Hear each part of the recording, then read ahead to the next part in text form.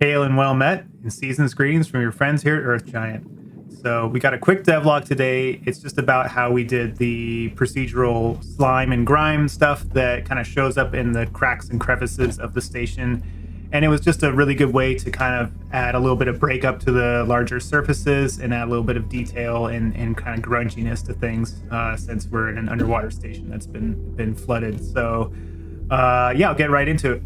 So as you can see up here, we have this kind of grime that builds up here in these like kind of corners. And this is something that back in the day, you could bake this out into a light map, and you could bake out the mask from AO that gets generated by the light mapper, and then materials can pick that up and use it as a mask. But now with the newer stuff that Unreal does, it's all kind of based on distance fields. So we can kind of take a look at what those look like. Here's like the global distance field for objects. So it's kind of this sort of abstract sort of representation of what all these surfaces kind of look like, but it's able to use that to generate some ambient occlusion, and we can use that to mask some pretty nifty stuff in the materials. So I'll show how that works. So yeah, real quick, just a little demonstration. As you can see, this as this thing kind of moves around a little bit here, we're getting that procedural grime that kind of just moves around and kind of builds up in the corners wherever it's up against something.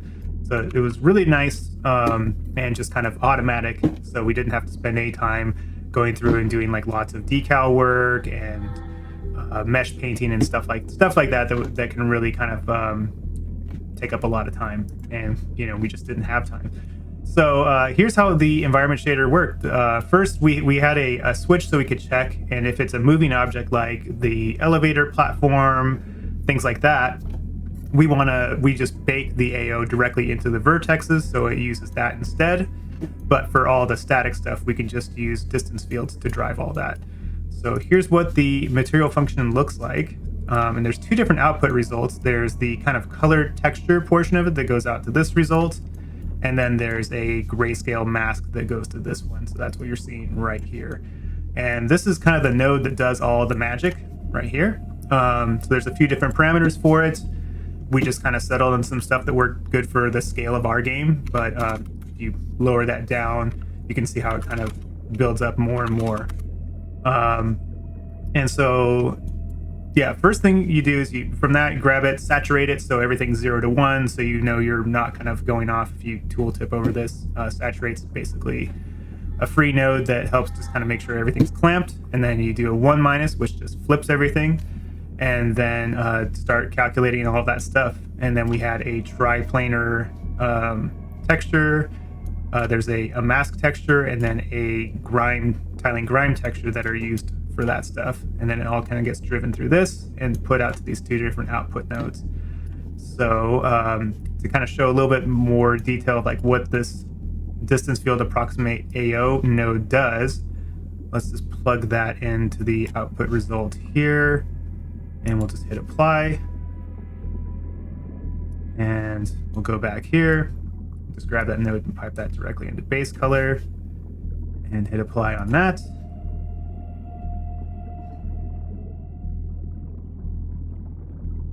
Okay, and then we'll do the same with this other master material.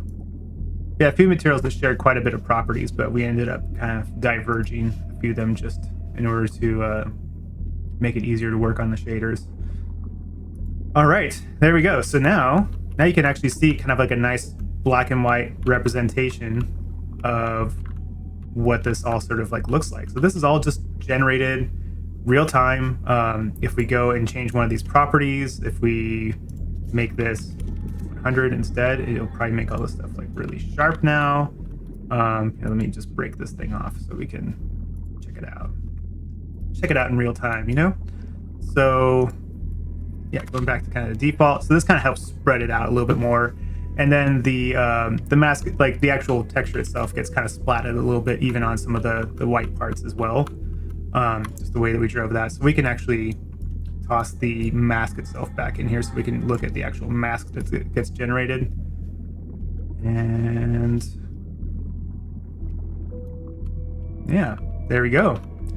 that's that, and then we just kind of overlay that color grime texture over it. We in the actual triplanar material, we get everything kind of set so the resolution, because we had a pretty consistent pixel density for the game, which was 1 meter is 32 pixels, so very low.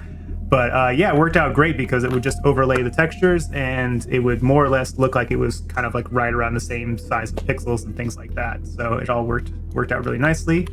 And yeah, as you scoot things around, you can just kind of see it procedurally pick it up and work. So I hope this was informative and I hope you enjoyed it. And please check the game out and subscribe to our channel because we're going to keep making cool stuff. And I hope you come along for the ride. Thank you. Bye-bye.